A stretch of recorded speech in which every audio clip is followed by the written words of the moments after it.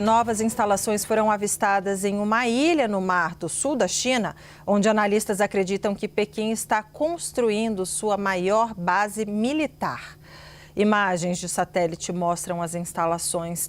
A empresa responsável por fornecer as fotos disse que a imagem mais recente é do dia 17 de agosto.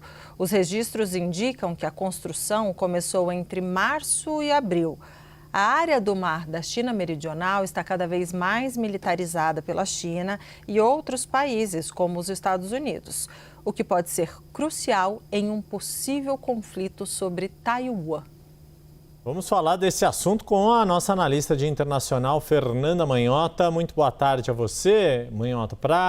Ao ampliar gradualmente sua presença militar no Mar do Sul da China, Pequim consegue mudar a realidade no terreno sem provocar um confronto direto? Até onde a China pode avançar antes de obrigar os Estados Unidos a reagirem e fazer o mundo inteiro apertar os cintos, né?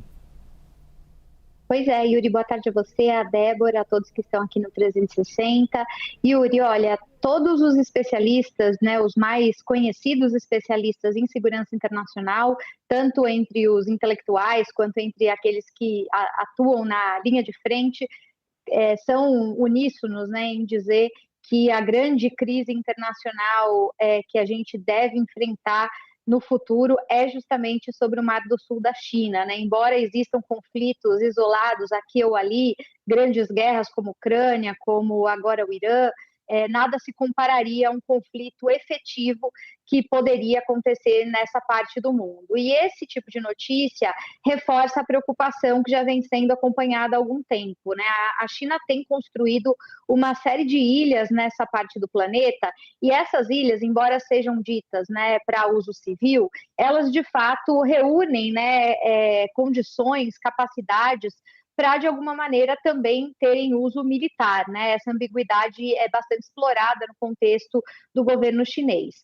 Do ponto de vista prático, como tem sido, nesses casos, a estratégia chinesa, né? Uma espécie de checklist. Começa com construção, depois vai para ocupação, depois passa por patrulha e depois, a partir da instalação de infraestrutura, essa presença vai sendo normalizada aos poucos, né? Então, eu diria, respondendo a sua pergunta, que o que os chineses têm feito é tentado construir pequenas vitórias que não culminem numa grande crise. E se a gente olhar para cada um desses elementos que eu citei como uma espécie de padrão do comportamento chinês no Mar do Sul da China, de fato, esses movimentos menores, né, esses elementos, digamos, do varejo, eles não constituem razão suficiente para uma operação militar, por exemplo, dos Estados Unidos. Eles não são, de fato, conclusivos para justificar algum tipo de ação mais dura. E os chineses vão, então, dobrando a aposta, dobrando a aposta, dobrando a aposta.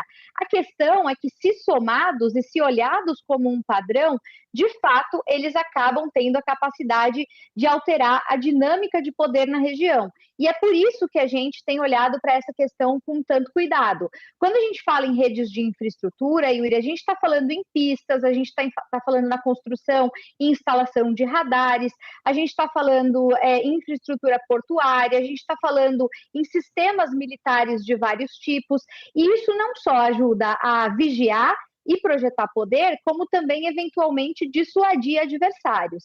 Eu diria que, nesse momento, o que impede os Estados Unidos de darem um passo mais duro é justamente a percepção de que não há um elemento de crise constituído que justificasse essa lógica de custo-benefício. Agora, sem dúvida, é acompanhado com muito cuidado, não só porque, de novo, vai redesenhando a dinâmica regional de poder, e isso, evidentemente, preocupa os americanos, como também porque existem nessa parte do planeta, Yuri, aliados que são quase umbilicais do ponto de vista dos interesses estratégicos dos Estados Unidos, né?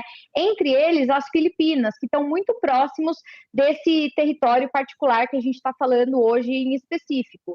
E se, eventualmente, esses movimentos atingirem, seja o Japão, né, como já ocorreu no passado, crises envolvendo o Japão nessa parte do planeta, seja aliados com quem os Estados Unidos têm tratado de defesa mútua, né, como é o caso das Filipinas, aí o caldo tende a entornar. De uma maneira geral, é como se os americanos fizessem um acompanhamento cuidadoso disso, mas ainda sem se antecipar e transformar isso numa crise maior do que ela é, e ao mesmo tempo os chineses fossem testando essa linha cinzenta, esse limite, até onde eles acham ser possível, justamente para garantir melhores condições em caso de um eventual conflito, Yuri.